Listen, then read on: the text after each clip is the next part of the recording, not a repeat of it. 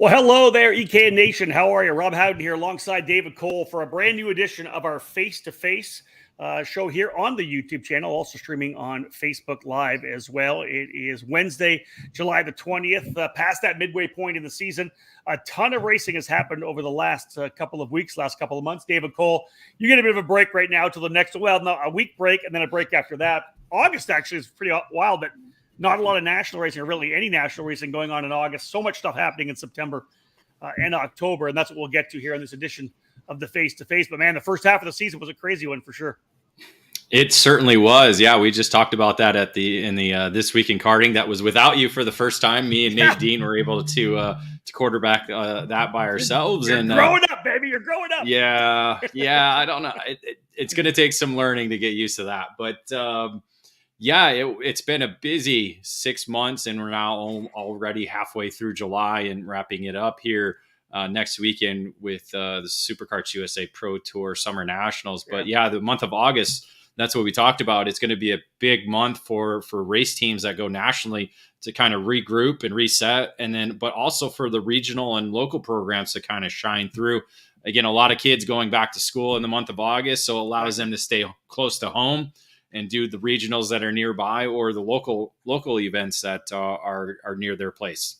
So if you have a look overall at national racing, regional racing, and grassroots racing, the whole pyramid of karting in North America and primarily the U.S., you'll see that you have kind of 3 or 4 really different engine packages. We talk about the Briggs and Stratton, of course, big time for the foundation of the sport in regional racing.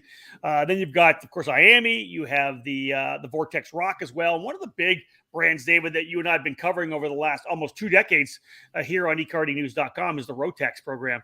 We've been to a couple of the Rotax Grand Finals overseas, both for you and I, both of them actually in Portugal. But, the storyline of Rotax over the last couple of years had a big dip here in the U.S., not globally, still rocking globally, but had a bit of a dip here in the U.S. We've had a couple of podcasts. We've talked about it. You'll see it a lot, on eKartingNews.com. The resurgence of the Rotax Max Challenge with the guys over at J3 Competition and Race Rotax. That's what's going to happen today. We've got Justin Stefani joining us. But before we bring Justin in, it really has been kind of great to see this global program rebuilding its roots here in the U.S.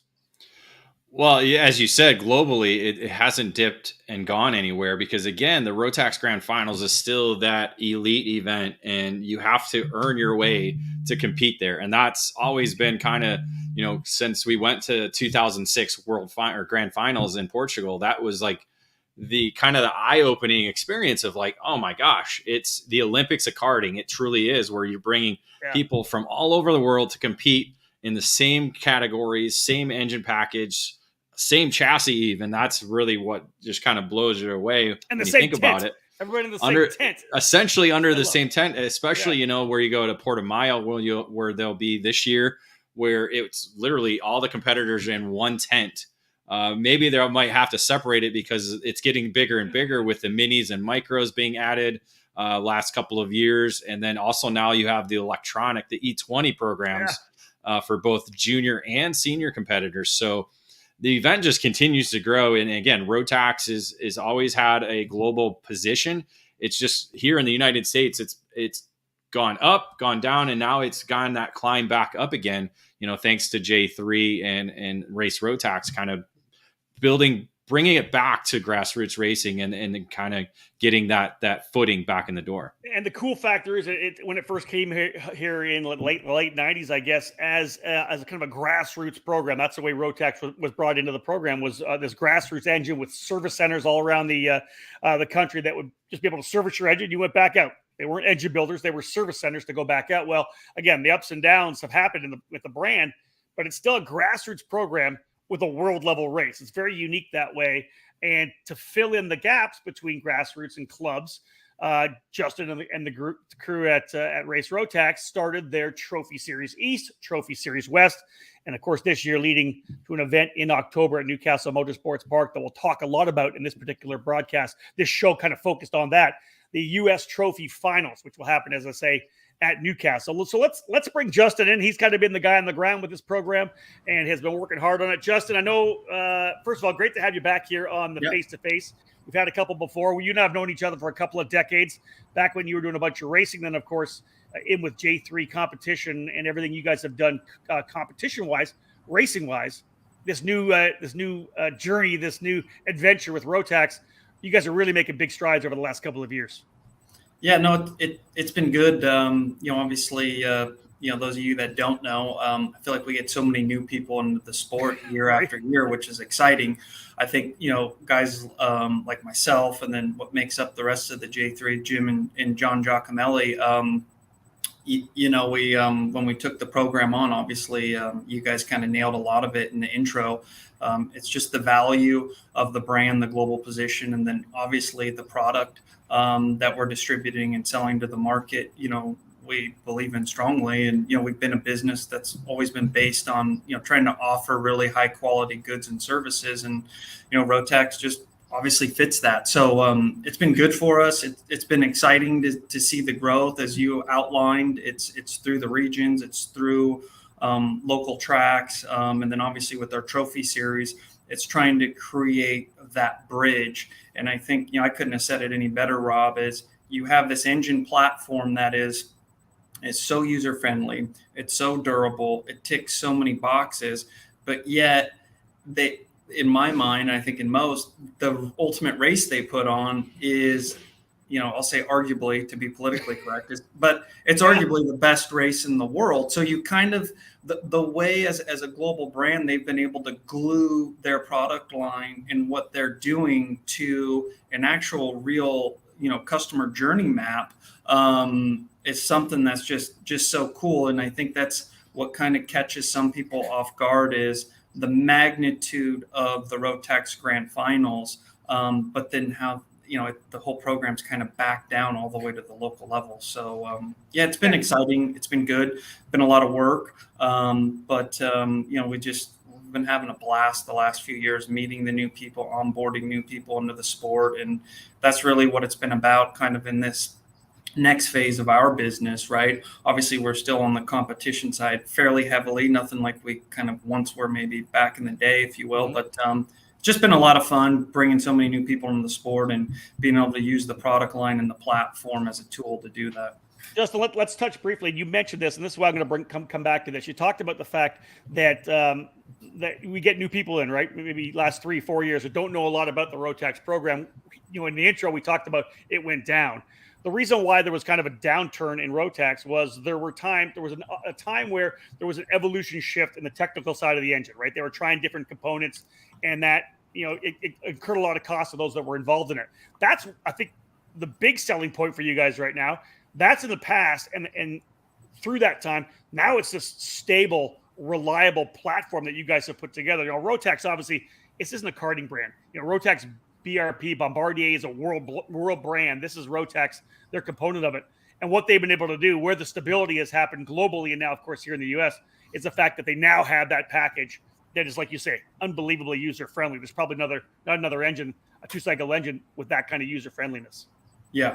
Yeah, no, that's it, right? I mean, their core is two-cycle technology. They're doing technology for many other players in the world and different other forms of it. So now with the package that they kind of finally ticked all the boxes on, and 16, 17, if you will, it's been stable. Nothing's really changed. The minor updates year to year are less than what the competitors and other verticals are doing, obviously with their bandwidth, their infrastructure, their technology side, their R&D side, right? A company of that magnitude, they're able to really replicate it. And with some of the new technologies they brought in-house, the parity, the consistency in the product, obviously COVID, we know that, what that's done to the global supply chain across the board.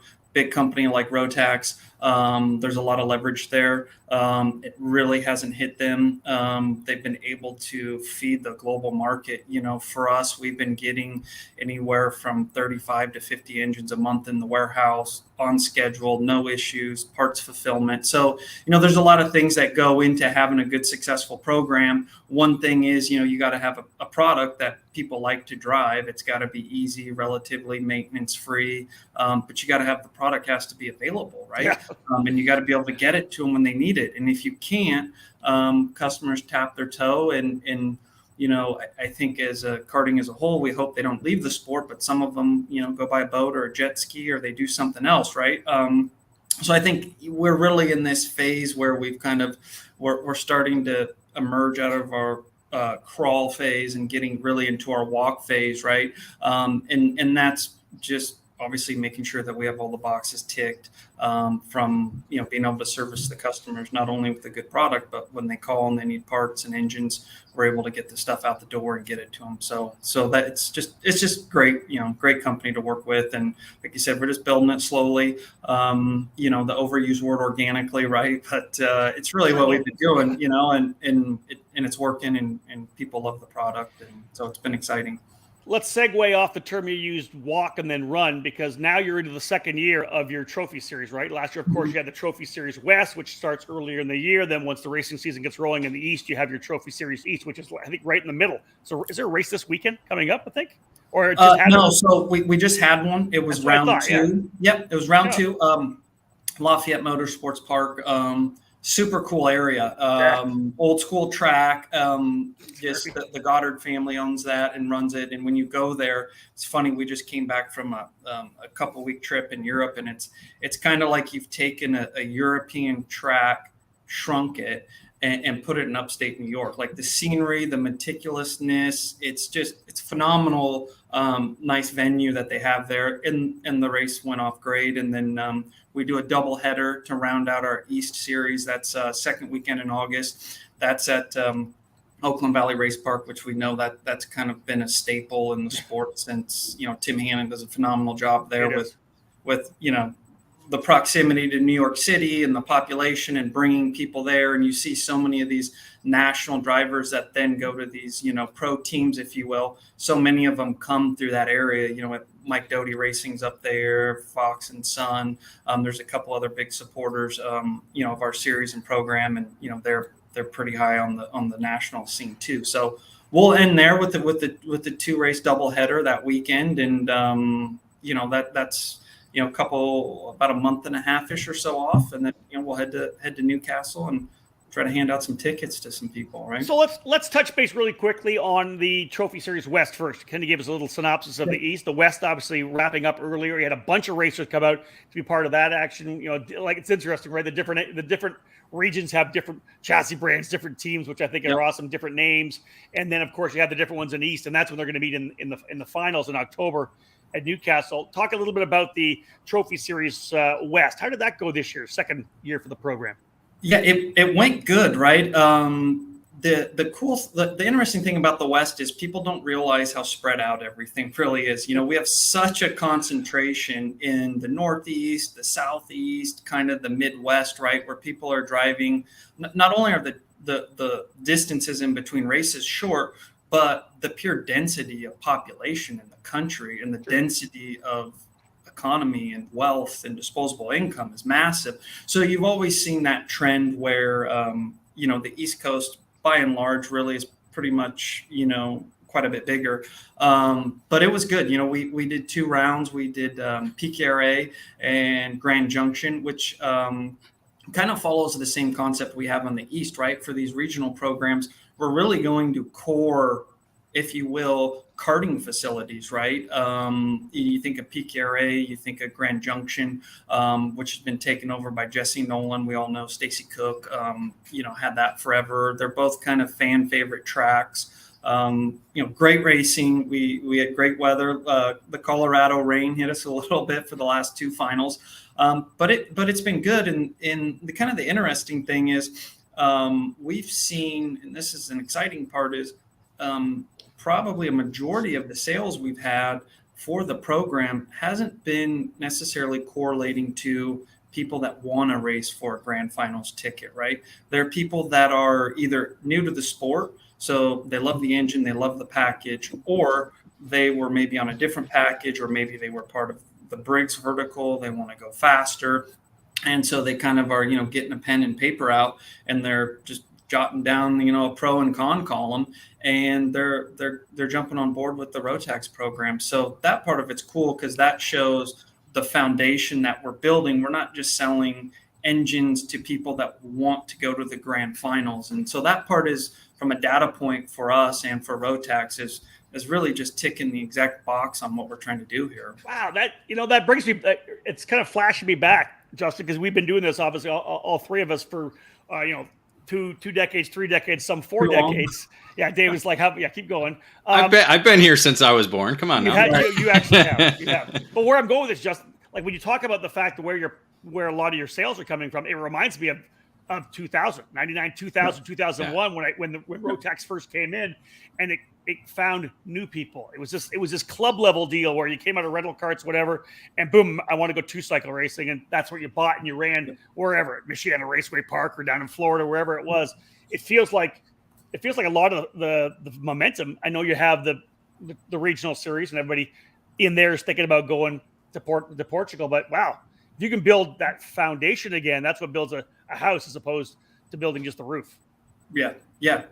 No, exactly right. And then as we jump into talking about the final, that's really the premise on how we structure the ticket allocation, was to reward those people that are really genuinely following that journey. But we also have to kind of understand that from a, we'll call it pro carter level, or high end carter, national carter. I mean, everybody's got a different deal they feel comfortable about calling it. Is those drivers know how important, and those teams know how important, and they know the level of the grand finals and what that means to go there, not only for their drivers, but for their brand, right? As team owners and team managers and the bigger team operations, to be relevant in that, you need to be relevant on all the high-end global races, to compete, to say, hey, we're going to go toe-to-toe with, some of these European teams. There's no better place to do it than say, hey, I have a national race team, and I'm fielding 10, or some of them now are up to 20 drivers. But when you can take that driver that, let's say you're successful within the US, and you go to that race, and your customer doesn't have to pay 20,000 euro. You don't have to worry about special materials or special equipment. And then you line your driver up with the hot shoe kid from the United Kingdom or Italy or Germany or Belgium, and you go, hey, we went over there and we competed against the best.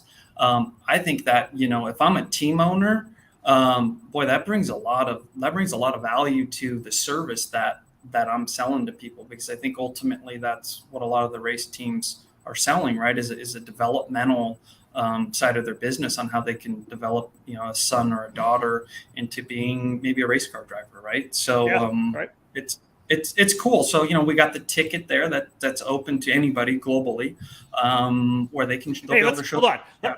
Let's come back to the tickets in a bit. Let's just set the baseline of the event. Let's start for those who may not know much about the event, right, David? Go. I was going to have a quick question to wrap up the west side of things. What region in the western part of the country do you see? Because obviously you have Phoenix area, you have Colorado. What region do you see coming up next as kind of the next Rotax region in the west? Yeah, I think the Northwest, right? They've always been pretty big Rotax, if you will, back in the day.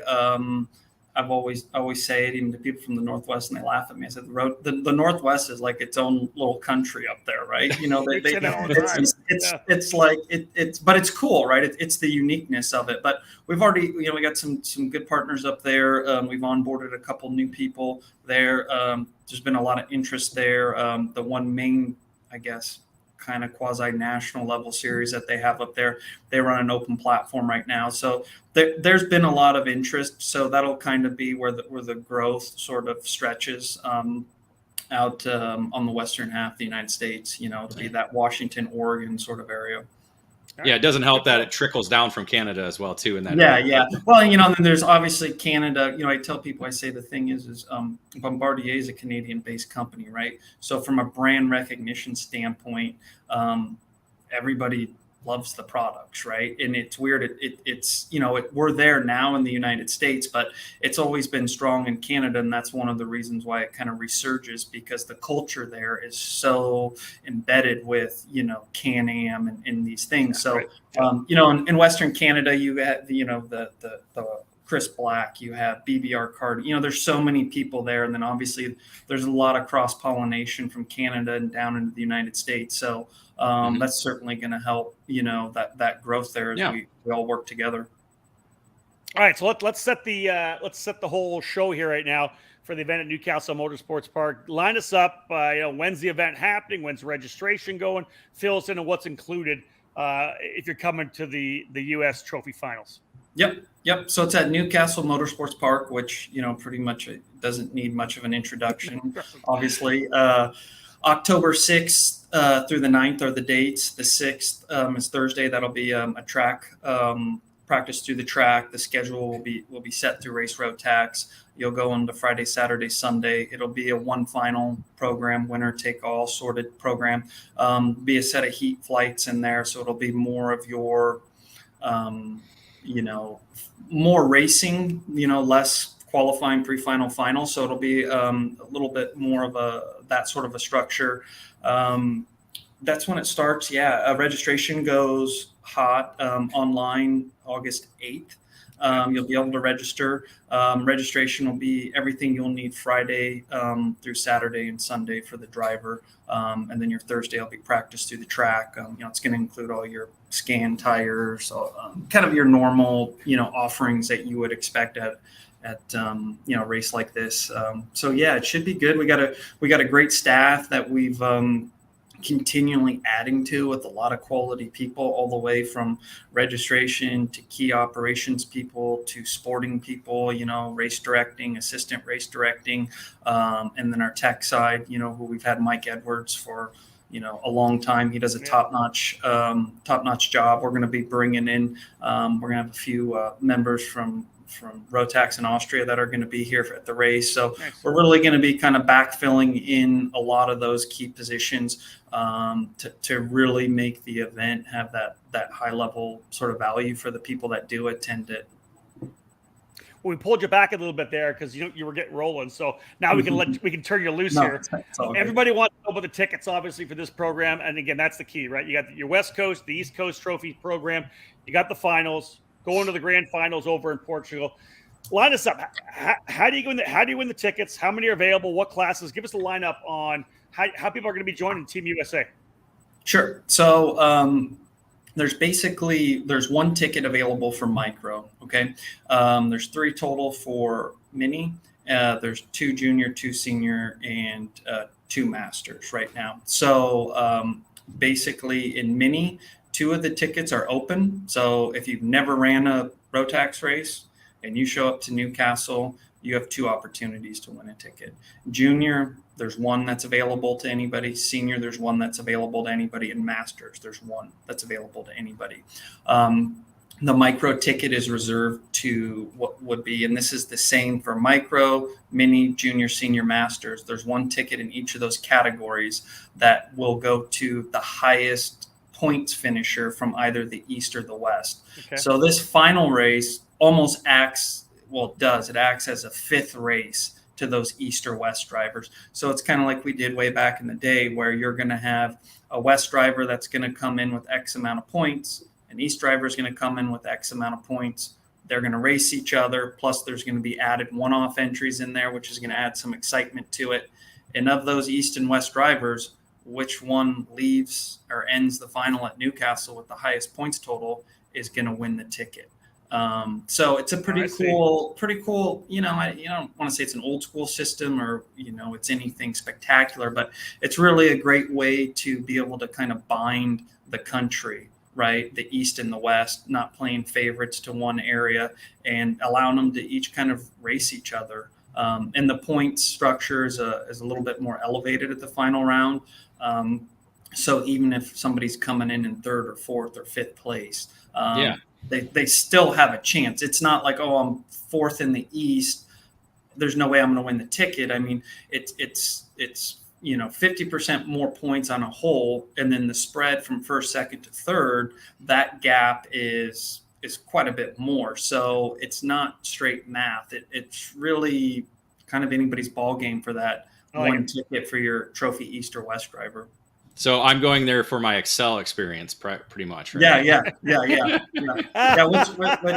Which is cool. That's the fun part. You guys are going to be there, right? We're going to be there. Looking forward to it. Yeah, it's going to be good. You're going to be. I just actually got a message from Henry, so he's on board. So he's going to join you. He said, "I'm happy to be. I'm happy to be Rob's sidekick, whatever he needs me to do." So that is awesome. Yeah, that's going to be an all-star. Not to get Rob's ego too much, but you get Rob, and then you get Henry in there. I mean, this is going to be exciting. So that's great news. I love that. That's fantastic. Now, let's bringing everybody together.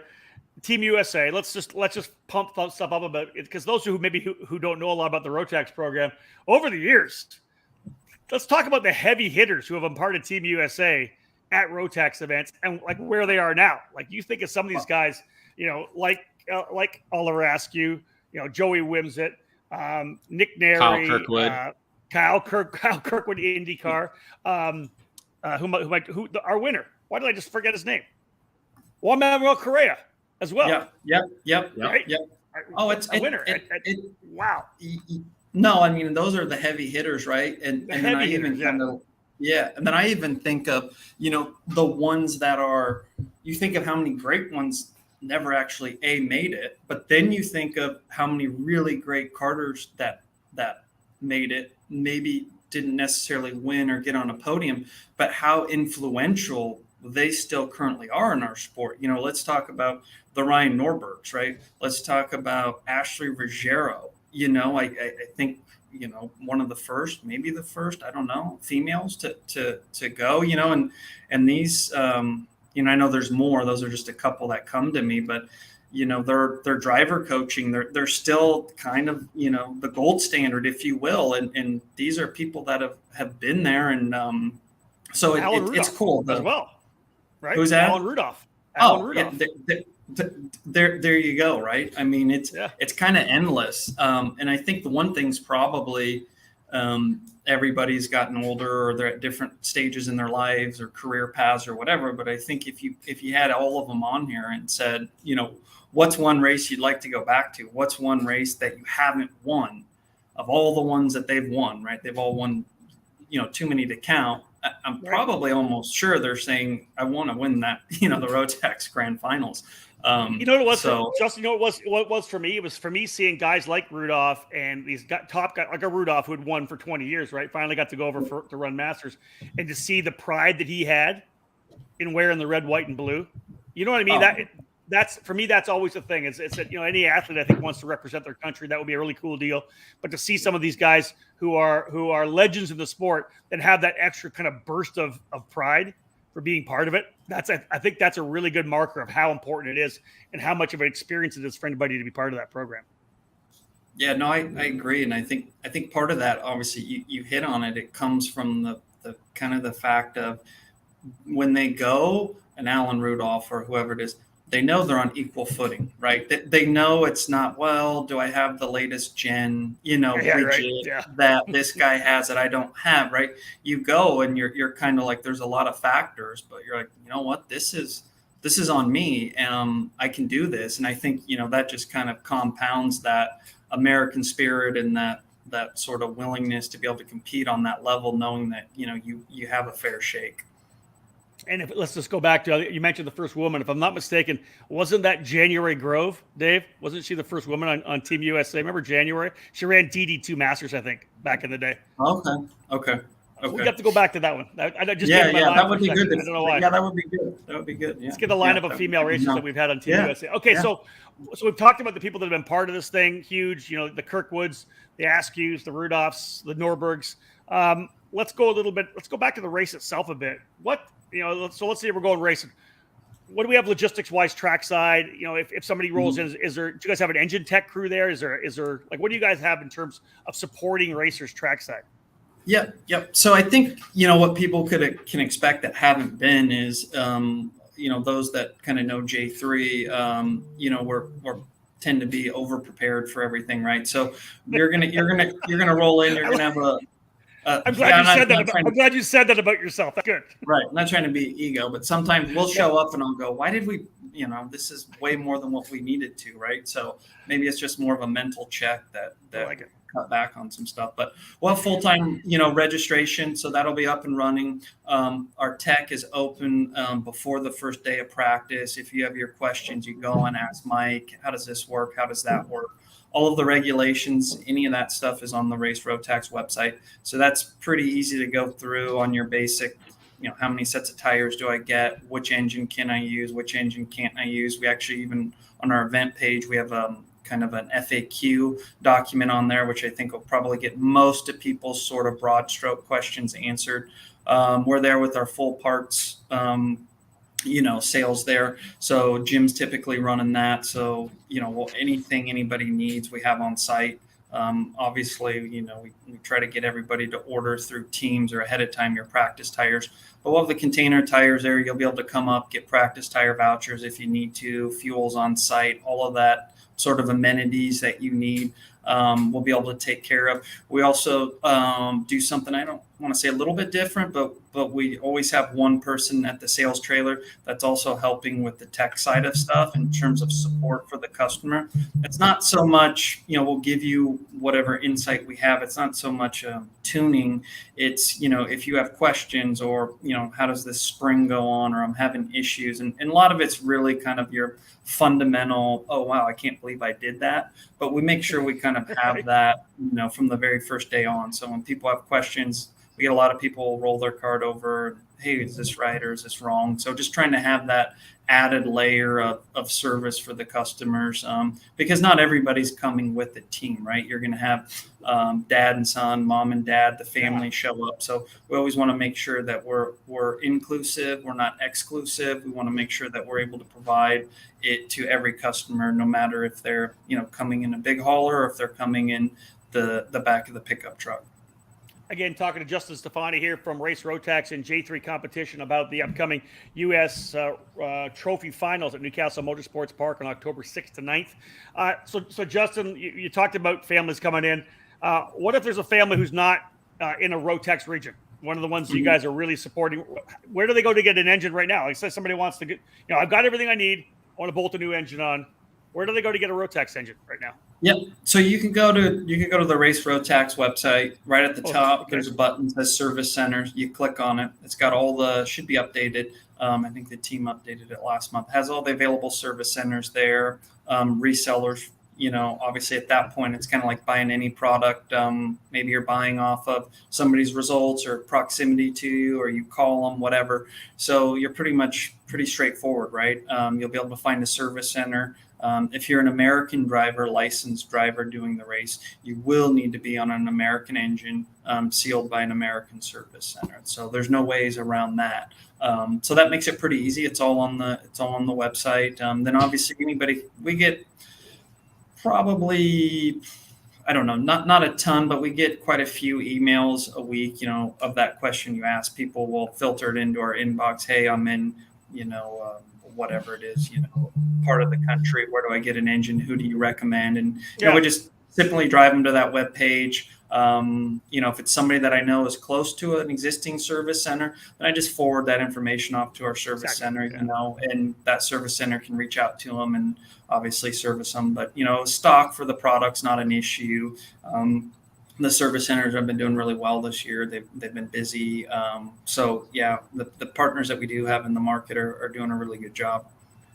Obviously with your deep connection to Rotax, both here nationally in the U.S. and of course in globally as well, kind of what's going on. We touched on it a little bit out of the gate, how big it is globally right now. A lot of growth happening here in the U.S. And again, organically, as you said, you're trying to find those areas that have open tag classes. Support the Rotax racers there. You're growing in certain areas, as you said, with both trophy programs.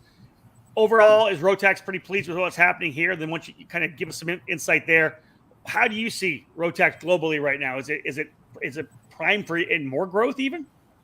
Yeah. So, I mean, I think right now the growth is planned for well into the double digits for the next, 2 to 3 years. Globally as a whole right now, as we kind of keep building here in the United States, it's far surpassed where it was in its, if we want to call it its prime, early mid, 2015-ish, 14-ish in that area. So they're sort of busting at the seams, if that's the right analogy, from a growth globally. So you kind of go to some of these other countries, UK, everybody always likes to kind of use that as a kind of a meter as to what the globe's going to do. And they're ranging on right now, I think 2 to 1, maybe even a little bit more, 2 Rotaxes to one of, a competitor's vertical. So it's kind of taken back over in the UK. We were just over in Belgium, taking part of the Euromax. It's the Euro Trophy now, I should say.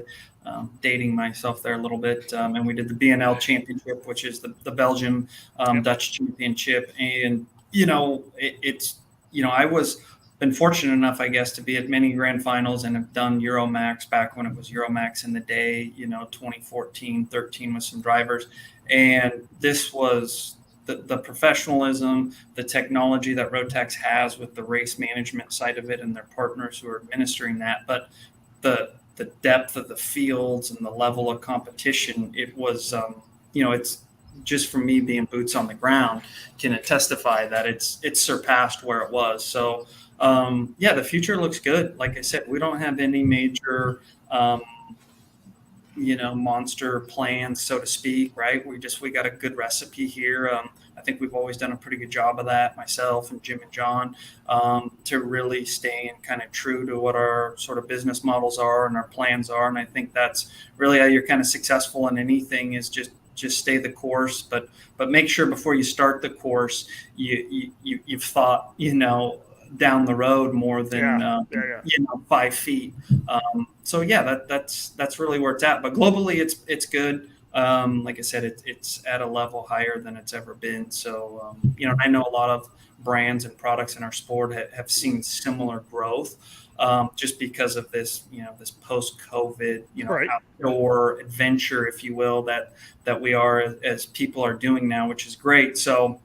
I don't know where everybody else is at in their growth phase, if they're seeing growth, if they're seeing 20, 30% global growth numbers like Rotax is. But yeah, it's definitely, hopefully, it just keeps going that way. Yeah. So that kind of begs the question. We've talked about the past, obviously, of Rotax, right? We talked about its launch here. We talked about some of the old Team USA members, the alumni. Talked about the present, everything going on with the Trophy East and Trophy West. Of course, this year in October with the Trophy Finals. Let's look to the future. You obviously, as I said, are connected with Rotax itself. You know where you guys are in terms of the future. What do you look at? Is there anything coming down the pipeline we should know about? Is it the E20? What's going on with Rotax that you might want to kind of bring up here to kind of tease everybody who's tuned in to talk about the Trophy Finals this year? Yeah, well, I mean, I think the one good thing for the future is from the Evo 125 platform, which is what we're currently running, the Rotax Max platform. There's nothing new there, right? So from an investment standpoint, from people that are currently in the product category or people that are looking to get in the product category, there's no new shakeups where we're changing electronic platforms or carburetor platforms, or they really kind of again ticked all the boxes. So this product range is going to go for a long time. There might be a small change with the washer or something like this, right? But ultimately the product is stable. So I think for us, that's one of the biggest things about the future, is giving the confidence to the people that are maybe on the fence and the people that are in the boat with us, to know that their investment isn't really changing. That investment isn't going to become a loss next year because of a platform upgrade or a change. And I think that brings a lot of stability for future growth for us to be able to continue what we're doing. And then it's obviously no surprise Rotax has put a pretty large emphasis in their E20 program, which is their electric kart program. Had the pleasure when I was in Belgium to spend some time with Steve Chapman, Daryl Smith. They're over there heading up the electric platform, and boy, is that cool. I don't know when in the United States that'll be kind of integrated or what that timeline looks like. Obviously, we know we're kind of we love our fossil fuels and our noise and all of that, unlike Europe. So obviously that timing's probably going to be, drawn out a little bit more. But man, the technology and just some of the cool features, right? It's literally, this sounds arrogant, but it's literally plug and play. You unplug it, you push it to the grid. Some of the stuff has gamification. It's got, live monitoring. You can see it has a push to pass on it. You download everything. You can really see the power output of the electric engine compared to, say, over here, it's always the engine, right? I lost the race because of the engine. If I had his engine, then I'd win every race by 5 seconds. I'll leave it at that, right? Yeah, right. Nobody goes. That's Rob. That's Rob. Right? Yeah. What? Nobody goes into all the touch points. But what's cool is you can just download all your competitors' data, so you see what their power output is, and you're immediately like, well, he's got the same power output. So that's when your dad or your driver coach tells you, a little tap on the head and says, drive better next time, right? That's it, right? But so that's cool, and they're working on some iterations to obviously lighten everything, make it more accessible to the users. Obviously, we all know technology moves at such a rapid pace that once you start reducing the weight of the battery packs and all of these things, then it just really, that whole ease of use. And the thing that I'm excited about the electric, I'm diehard 2-cycle, mixed fuel and oil. We grew up in that. I love the concept of it's going to allow us to be able to get the new generation of society that didn't grow up with their dads being mechanics. They didn't grow up with working on the lawnmower. They didn't grow up with knowing what a weed eater is, right? So to be able to engage that new culture, to be able to engage that new segment of society, you have to have products for them, right? And it's kind of like going to somebody now and saying, hey, all we have is a rotary dial phone. It's not going to work. We have everything on our phone. And I think that's the other thing when you talk future of Rotax. It's Rotax as a company, but when I look at it as our sport, it's thankful that we have these types of people that are invested in our sport. So in 15 or 20 years down the road, our sport is still going to be relevant, right?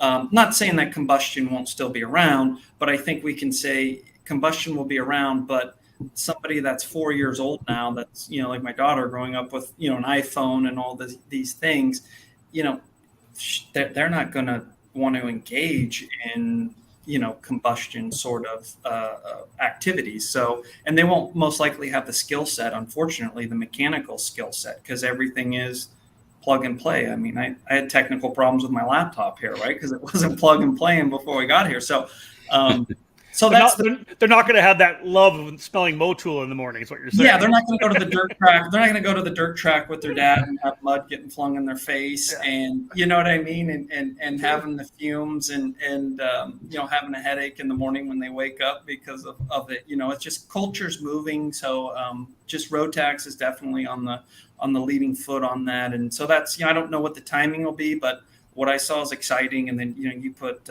Stephen Chapman, you put Daryl Smith, you put the entire staff at BRP Rotax and all of their brain trust.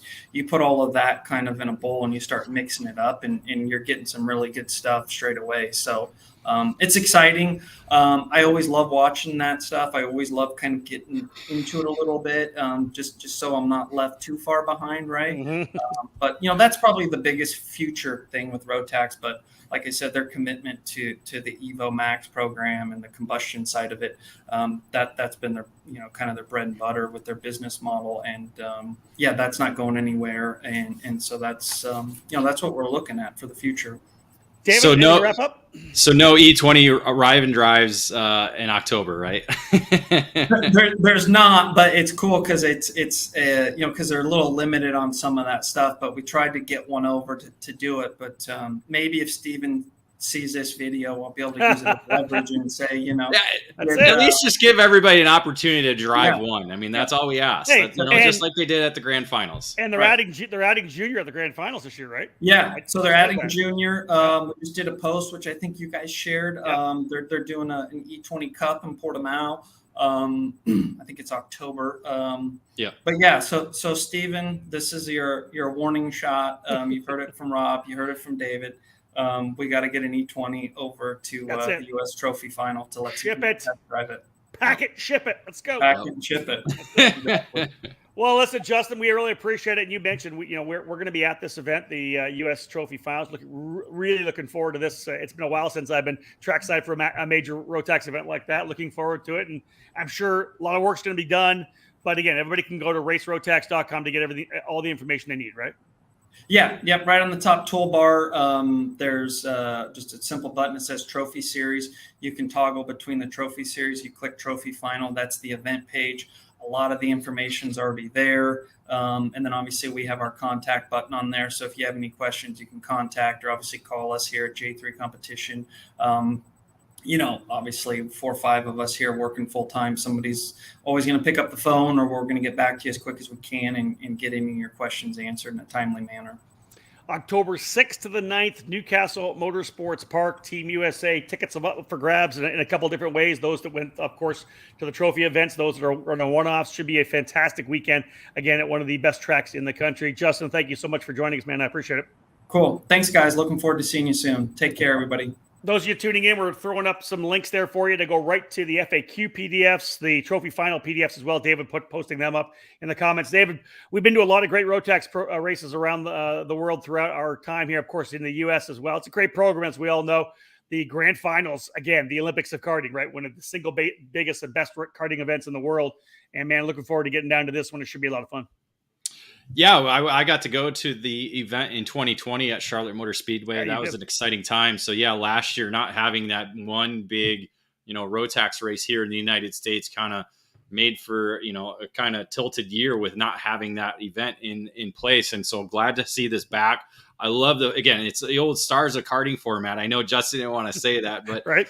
It's the old East versus West type mentality, and it's something we've seen, and it's something that worked well, where you had an East champion and a West champion, and they all went together. Where here you could be 4th in the West and end up winning the ticket to the Grand Finals. So that's the crazy side of it with the shifted point system. And so again, anybody who hasn't raced Rotax this year, they have the opportunity to come and win one of those tickets, along with those drivers who have supported the program throughout the year, winning a ticket there as well too.